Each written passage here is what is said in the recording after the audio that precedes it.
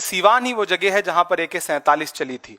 सवाल ये नहीं शीशा बचा के टूट गया, सवाल यह है कि पत्थर किधर से आया था। हमारी पूरी टीम उन तीनों घायलों के पास पहुंची जो पुलिस की गोली से घायल हैं। बुलेट कुमार गौड़ ने हम चारों साथियों को यह बताया कि जब उसके पैर में घुटने में गोली लगी और वो चिल्ला चिल्ला के ये कहता रहा कि हमारे पैर में गोली लगी है, तो उसी पैर पर गोली लगने के बाद भी पुलिस वालों ने कम से कम 40 मिनट उसको लाठियों से मारा जिस पे गोली लगी थी। तो जो बर्बरता वहां पर हुई है वो बहुत ही शर्मनाक है और पूरे सिवान में नहीं बल्कि पूरे बिहार में उसको लेकर के बहुत रोष है। ये जो 3 गोलियां लगी हैं ये AK-47 की गोली नहीं बल्कि पिस्टल की गोली है जो उन बच्चों को लगी है।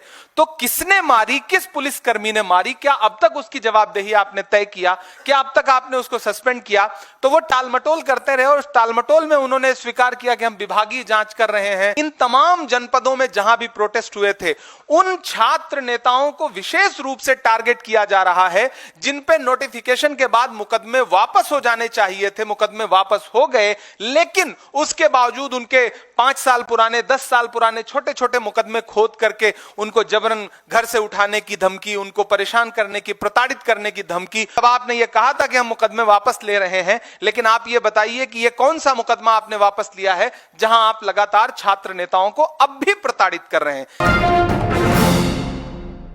अलग अलग जिलों में जो फैक्ट फाइंडिंग टीम गई थी उसमें सीवान में मनोज राम जी सांसद लोकसभा, विनोद जाखड़ जी NSUI के राष्ट्रीय अध्यक्ष, विक्रांत भूरिया जी आदिवासी कांग्रेस के राष्ट्रीय अध्यक्ष और मैं स्वयं इमरान प्रताप गढ़ी, हम चारों लोग फैक्ट फाइंडिंग टीम लेकर के वहां गए थे।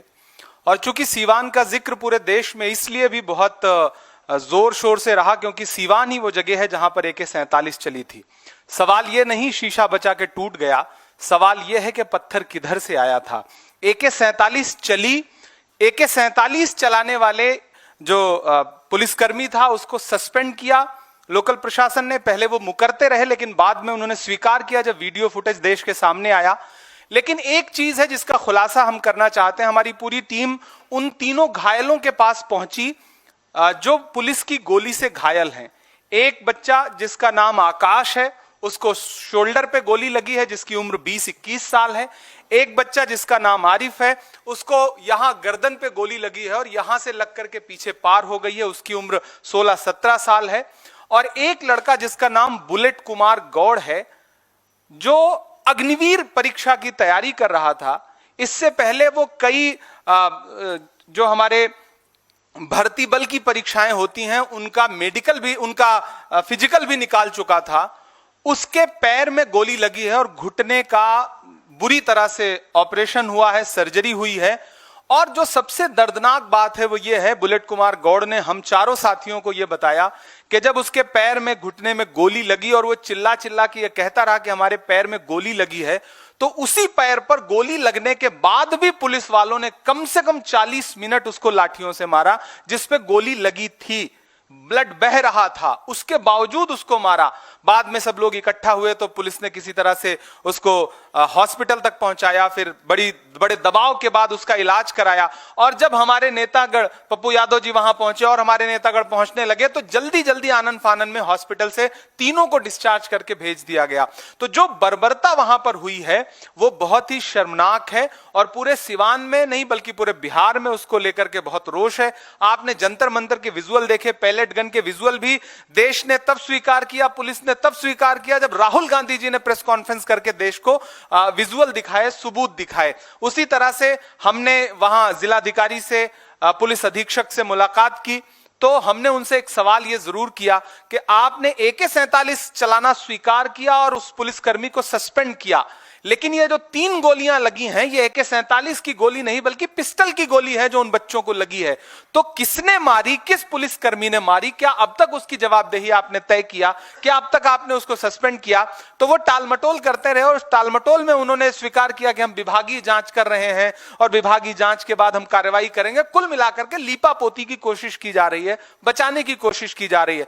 वो तीनों बच्चे बहुत गरीब परिवार से, एक आदिवासी समाज से, एक पिछड़े समाज से है, एक मुस्लिम समाज से है। ये सब वो बच्चे हैं जो देश का भविष्य हैं। ये वो बच्चे हैं जो अपनी ऊर्जा से देश को आगे ले जाना चाहते हैं, लेकिन उन्होंने अपना अधिकार मांगने के लिए एक छोटा सा प्रोटेस्ट क्या किया, उन पे सीधे गोली चलाई गई।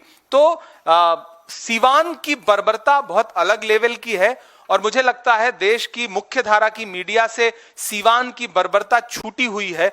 जरूर उस पर फोकस करिए, उन बच्चों तक पहुंचिए। कांग्रेस पार्टी लगातार उन बच्चों की मदद कर रही है। हमारी फैक्ट फाइंडिंग टीम ने पार्टी को रिपोर्ट सौंपी है, नेता प्रतिपक्ष को रिपोर्ट सौंपी है।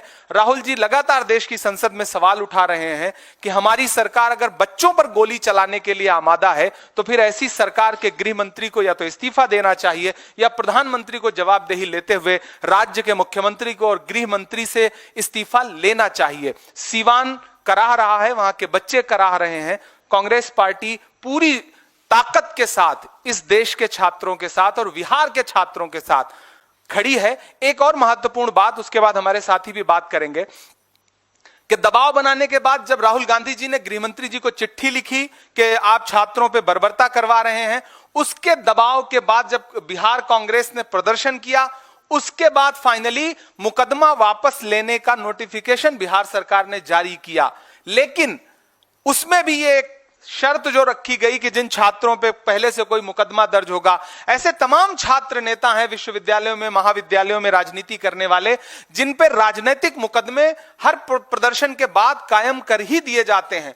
तो ऐसे छात्रों को विशेष रूप से टारगेट करके, चाहे पूर्णिया हो, चाहे जहानाबाद हो, चाहे भागलपुर हो, चाहे पटना हो, चाहे सीवान हो, इन तमाम जनपदों में जहां भी प्रोटेस्ट हुए थे, उन छात्र नेताओं को विशेष रूप से टारगेट किया जा रहा है जिन पे नोटिफिकेशन के बाद मुकदमे वापस हो जाने चाहिए थे। मुकदमे वापस हो गए, लेकिन उसके बावजूद उनके 5 साल पुराने, 10 साल पुराने छोटे छोटे मुकदमे खोद करके उनको जबरन घर से उठाने की धमकी, उनको परेशान करने की, प्रताड़ित करने की धमकी। तो जिन छात्र नेताओं को, जिन आंदोलनकारी, जिन प्रदर्शनकारी छात्रों को लगातार बिहार पुलिस परेशान कर रही है, कांग्रेस पार्टी उनके भी साथ बहुत मजबूती के साथ खड़ी है। और हम वहां के मुख्यमंत्री से भी अनुरोध करेंगे कि आप छात्रों को बहाने से प्रताड़ित करना बंद करिए। आपने जब एक बड़े पेज का विज्ञापन दिया था सारे प्रमुख अखबारों के फ्रंट पेज पर, तब आपने यह कहा था कि हम मुकदमे वापस ले रहे हैं। लेकिन आप यह बताइए कि यह कौन सा मुकदमा आपने वापस लिया है जहां आप लगातार छात्र नेताओं को अब भी प्रताड़ित कर रहे हैं।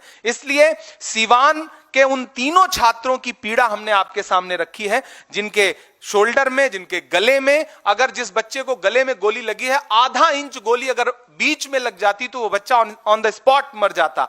जिस बच्चे के पैर में गोली लगी है, बुलेट कुमार गौड़, अब वो शायद ही कभी नौकरी में जाने की ख्वाहिश रख पाए, क्योंकि उसका पैर, उसका घुटना बुरी तरह से खराब हो चुका है और इलाज भी सुचारू रूप से, संपूर्ण रूप से नहीं कराया गया है। तो सीवान की बर्बरता बहुत बड़ी है, बिहार की बर्बरता बहुत बड़ी है।